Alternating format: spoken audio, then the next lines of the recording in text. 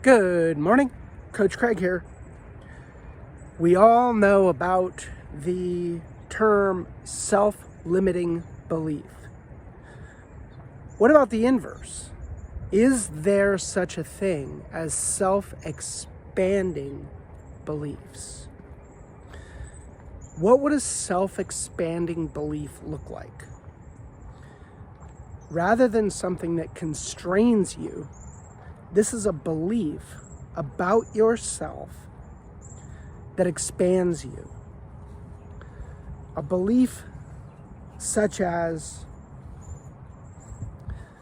I have the capability to learn whatever I need to learn in order to accomplish whatever it is I need to accomplish. That is a freeing thought. It is a freeing belief. Now, beliefs can either be delusional or they can be based on proof and evidence. And oftentimes, self-limiting beliefs will ignore proof. And even though you have a mountain of evidence that you have been capable of doing something, and it is perfectly rational for you to have confidence that has been developed because of this evidence, you instead limit yourself. Well, that is a delusional self-limiting belief. It ignores the evidence. Now, we don't want to create delusional self-expanding beliefs, but we do want to create self-expanding beliefs that are based off of evidence. And so what I want you to do is I want you to go examine the evidence. Look at all of the things that you've actually accomplished. Look at all of the things that you're really proud of in your life. All of the assets. And these are skills assets. These are financial assets, maybe. They are knowledge assets. They are relationship assets.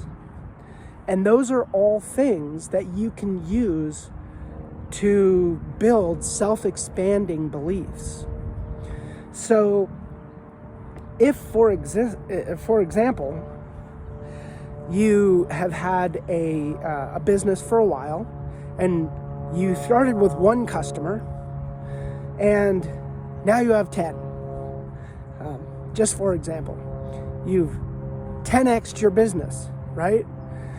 Well, that evidence that you have 10x'd your business, and this is a Dan Sullivan thing, right? You look in the past and look at where you were 1/10 of where you are now in order to give yourself evidence that you have actually expanded, that you have actually gone 10x once. And then what you can do based off of that evidence is you can create a self-expanding belief that you really can go 10x from where you are right now.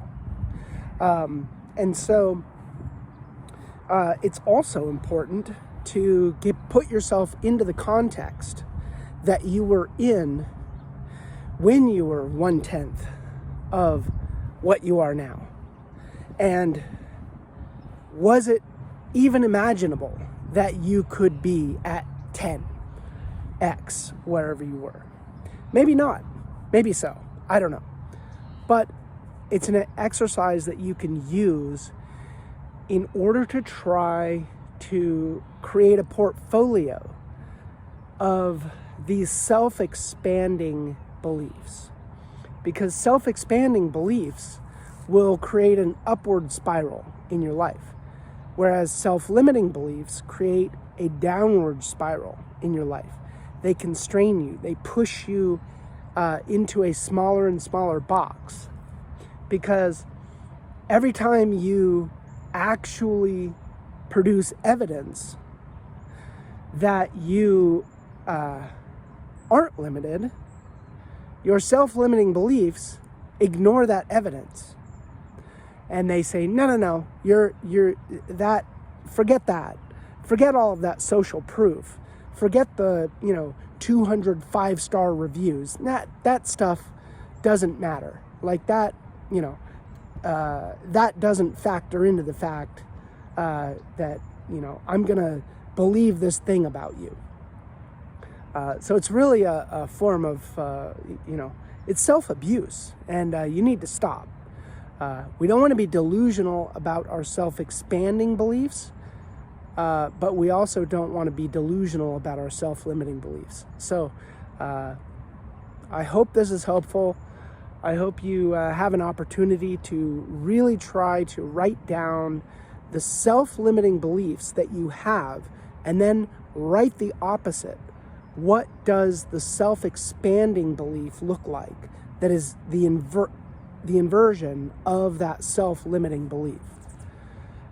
If you have a business that you're in a situation where you're just kind of like, God, I really don't want to do this anymore. I've created these systems that now I feel constrained by, that you feel limited by. Maybe I can help.